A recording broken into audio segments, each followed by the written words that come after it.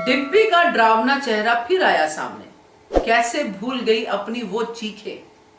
नमस्कार दोस्तों, स्वागत है आपका आपके अपने चैनल हंग्री स्पिरिट्स में। हंग्री स्पिरिट्स देख रहे सारे दर्शकों का मैं अंजू शर्मा दिल से स्वागत करती हूँ।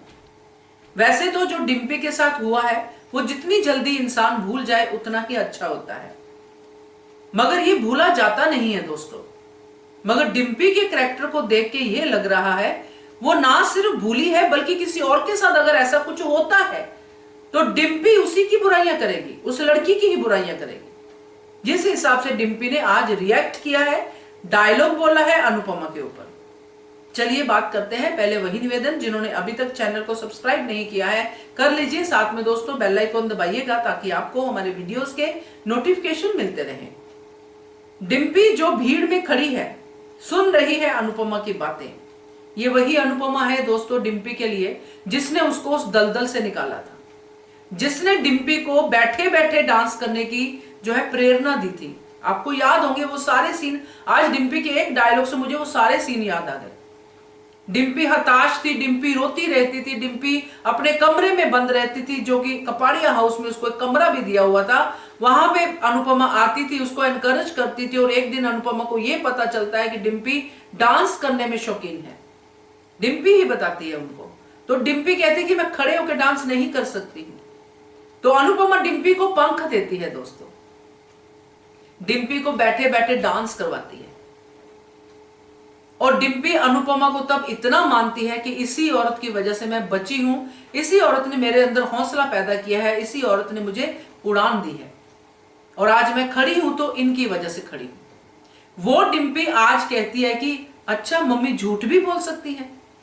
बाप रे बाप, अनुपमा के अंदर की चीखें डिम्पी को नहीं सुनाई दे रही, क्योंकि वो अपनी भी चीखें भूल चुकी है कि कभी यह हादसा मेरे साथ हुआ था और इस हादसे के बाद इस औरत ने मेरा साथ दिया था।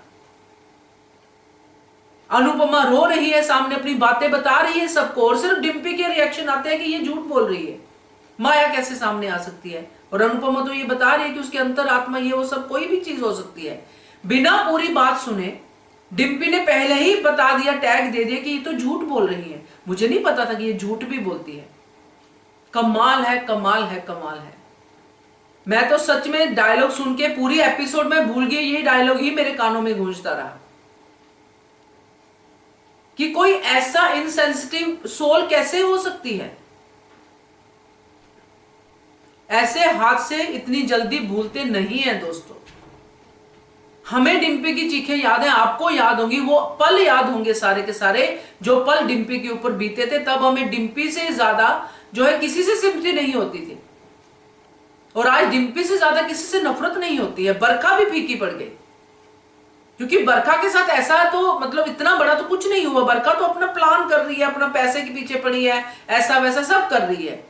वो तो एक अलग तरह की फाइट है उसकी। मगर ये तो एहसान फरामोशी भी नहीं है, ये तो पता नहीं क्या है। आज अगर डिम्पी इतनी बड़ी बात कह देती है, चाहे किसी ने नहीं सुना, बरखा ने सुना, हमने तो सुना, हमको तो पता चला कि डिम्पी की थॉट कहां पे जाती है। ममता नहीं समझती डिम्पी, प्यार नहीं समझती डिम्पी, अपने हस्बैंड को नहीं समझती डिम्पी, समझती है तो सिर्फ अपने आप को। और शायद इसीलिए भगवान ने उसको यह सजा दी कि तेरे अहम पे ही मैंने चोट देनी है। क्योंकि कर्मा तो साथ ही रहते हैं ना दोस्तों। क्योंकि अपने पेरेंट्स को दुख देके आई है, फिर भी उसकी मम्मी यहां पे आई, उसकी शादी में आई, और शादी में मम्मी का आना भी कोई ऐसा नहीं था, जरूर उसमें अनुपमा ने कुछ किया होगा।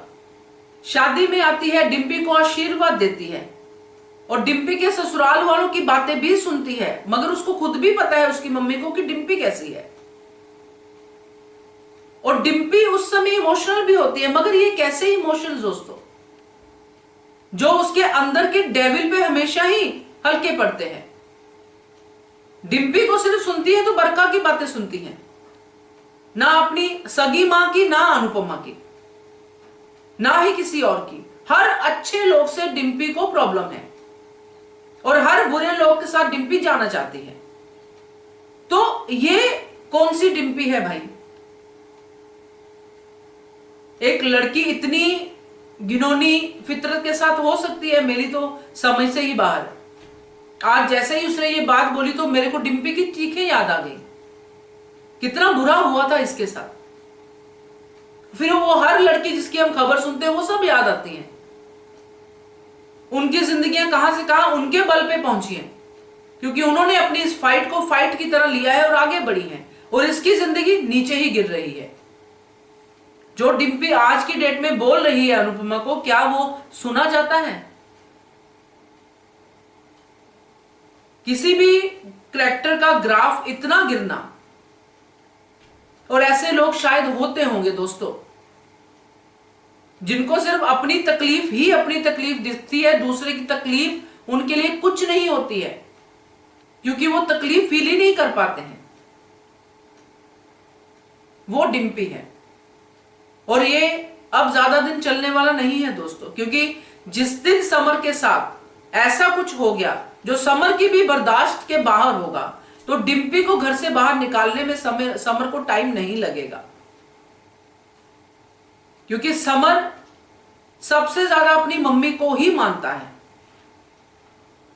और अब डिम्पी जिस तरह की हरकतें कर रही है, आज उसने बरखा को कहा है, कल सबके सामने भी कह सकती है, समर के सामने भी कह सकती है, क्योंकि डिम्पी की समझ तो समझ है ही नहीं, समझदार तो वो बिल्कुल भी नहीं है, इसलिए बरखा उसे यूज कर रही है। मगर डिम्पी की अपनी भावनाएं भी तो सामने आ रही है ना दोस्तों। ये बड़ा ही अजीब सा और डरावना सा चेहरा है डिम्पी का जो हमारे सामने आया है। आप बताइए, क्योंकि मुझे तो बिल्कुल अच्छा नहीं लगा, आपको कैसा लगा होगा मुझे पता है, फिर भी मन करे तो बताइएगा। देखते रहिए channel hungry spirits. Thank you so much. Subscribe to our channel by clicking the subscribe button. Click the bell button and enjoy the latest uploads from our channel.